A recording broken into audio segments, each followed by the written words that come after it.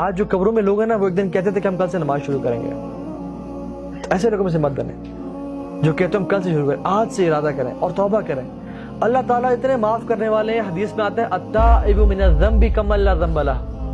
گناہ سے توبہ کرنے والا ایسا ہی ہے جیسے اس نے کبھی گناہ کیا ہی نہیں تھا. صحابہ سے پوچھا کہ اے صحابہ بتائیں سب سے قرآن کی عظیم آیت کون سی ہے؟ انہوں نے کہا آیت الکرسی. جب فلاں قرآن کی یہ والی آیت کون سی؟ انہوں نے کہا یہ. انہوں نے کہا جب پوچھا کہ ہوپ کی آیت کون سی ہے قرآن کی سب سے ہوپ والی؟ تو انہوں نے کہا قل یا عبادی الذین اسرفوا علی انفسہم لا تقنطوا من رحمت اللہ ان اللہ یغفر الذنوب جميعا. اے نبی میرے لوگوں سے میرے بندوں سے کہہ دیں جنہوں نے اپنے آپ پہ ظلم کیا ہے گناہ کر کے لا تقنطوا من رحمت اللہ اللہ کی رحمت سے کبھی نا امید نہیں ہونا.